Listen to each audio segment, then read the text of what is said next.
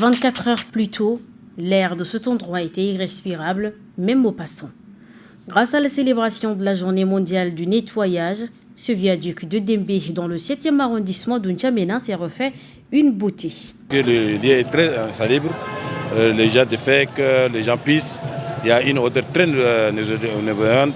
Et depuis hier, on a commencé à partir de 16h jusqu'à 21h, on a pulvérisé les lieux. Si on n'a pas mis le chlore, je pense que vous ne pouvez pas vraiment rester dans ce machin. Maintenant, il n'y a pas l'autre, comment dirais-je, ça ne sent pas ce qu'on avait fait un travail.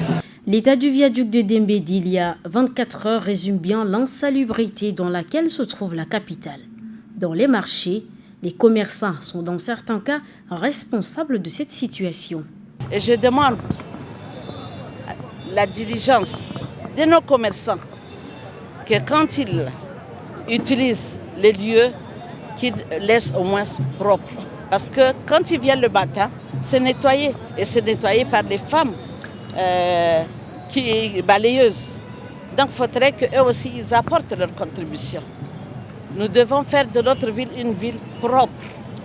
Et l'objectif de la mairie centrale, avec les 10 communes d'arrondissement, c'est d'atteindre cette propriété-là au niveau de la ville de N'Djamena.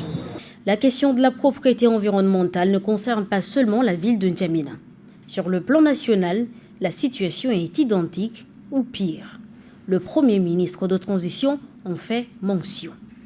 Et donc je crois que si pour une journée comme celle d'aujourd'hui, chaque citoyen de N'Djamena, chaque citoyen des grandes villes se sentait concerné et participait effectivement à l'opération qui a lieu en ce moment, je pense que ce serait positif. Parce que si chaque citoyen balayait même 2 mètres, multiplié par 1 million par exemple, ouais, que ça nous ferait 2 millions de mètres de balayés et ça fait beaucoup. En plus du Premier ministre de transition, cette journée a mobilisé des ministres et responsables d'associations et jeunes soucieux de la protection de l'environnement.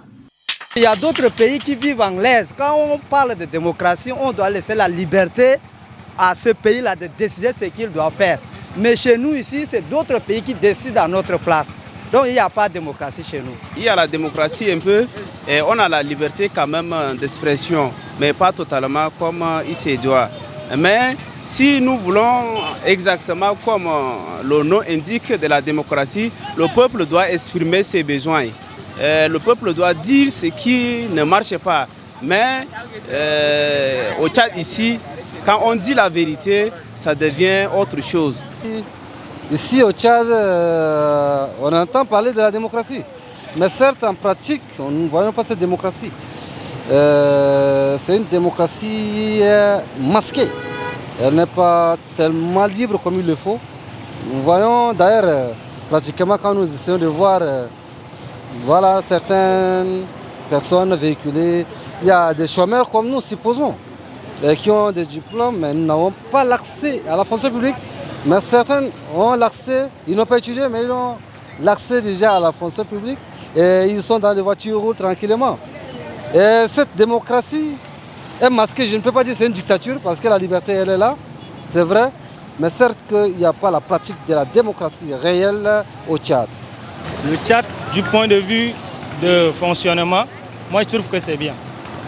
Mais quand même, il y a des choses qui ne tiennent pas.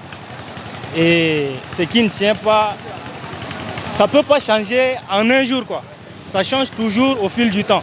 On ne peut pas se lever un beau matin et puis changer quelque chose.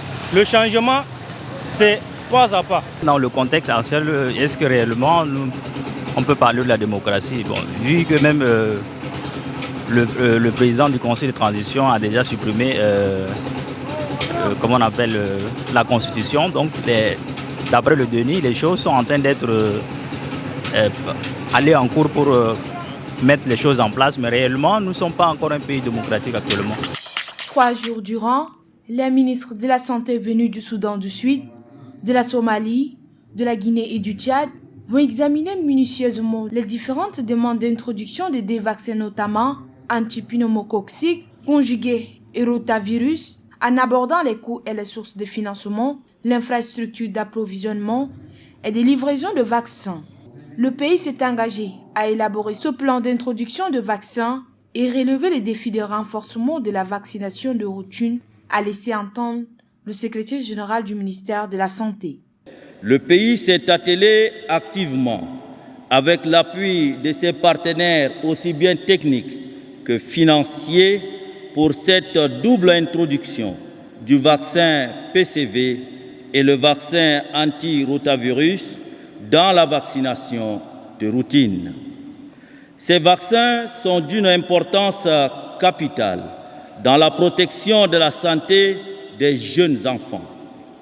Cette introduction concernera les enfants de 0 à 23 mois, conformément au calendrier vaccinal du Tchad.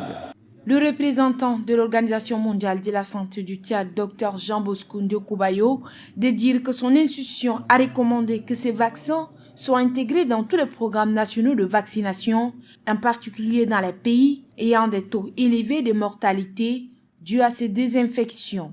L'OMS, comme vous le savez, a recommandé par conséquent que les vaccins anti-rotavirus et contre le pneumocoque soient intégrés dans tous les programmes nationaux de vaccination, en particulier dans les pays ayant des taux élevés de mortalité dus à ces deux affections. Ces deux vaccins sont à même de réduire de 80 à 90% les infections sévères à rotavirus, qui sont très contagieuses, et les infections dues au Streptococcus pneumoniae, qui, comme chacun le sait, sont hautement meurtrières. Nous le savons en particulier dans les épidémies à méningite. La pneumonie et la diarrhée sont partout dans le monde les premières causes de mortalité infantile. Elles représentent 29% des décès chez les enfants de moins de 5 ans, avec environ 2 millions de décès selon les estimations globales. Allongé sur un lit roulant, immaculé au drap, la bouche sèche avec une nausée intense, l'artiste musicien rappeur Sultan Guy est conduit à l'unité d'hémodialyse où il doit faire sa dialyse. Il est accompagné de quelques aides-soignants, son épouse et quelques proches. Isolé avec d'autres malades, atteint d'insuffisance rénale, comme lui, Sultan se bat depuis quelques mois pour la vie. Son épouse, au visage attristé, se contient difficilement quand elle évoque la situation de son mari. En Tunisie, il faisait la dialyse 3 fois par semaine. Mais ici, il n'y a pas la dialyse. Depuis qu'on est arrivé, on va faire pratiquement presque 1 mois, mais il a fait 3 fois seulement la dialyse. Or, en Tunisie, il faisait 3 fois par semaine. Donc, c'est pas facile.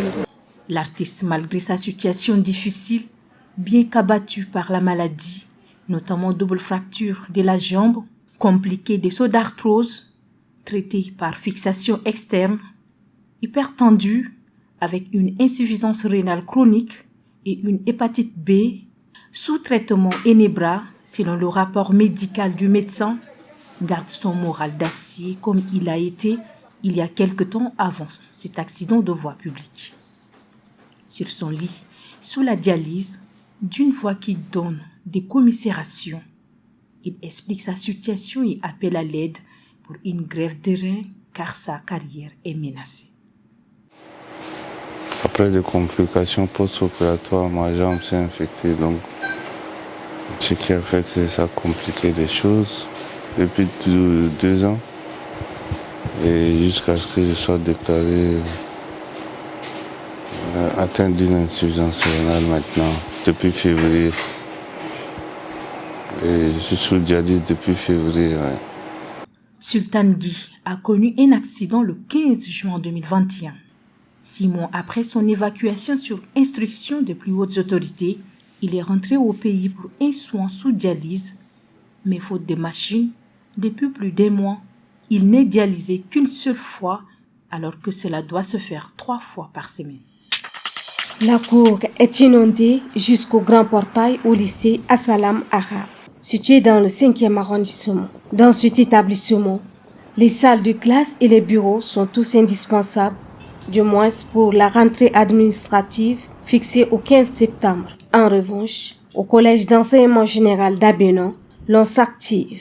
Ici, règne une atmosphère préparatoire. L'administration met en place une organisation pour garantir de bonnes conditions pour la rentrée administrative et celle des classes d'examen. Dès qu'on a eu l'arrêté du ministre de l'Éducation nationale en main, sans plus tarder, on a conçu une équipe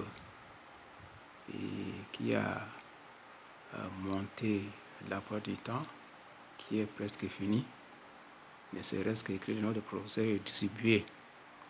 On a aussi débroussé la cour, vous voyez, et on a aussi arrangé les tables bancs. On avait aussi demandé une aide quelque part pour venir nous désinfecter les classes, et c'est ce qu'on attend. Pour une rentrée exceptionnelle, le proviseur du dit lycée lance un appel vibrant à l'endroit de tous.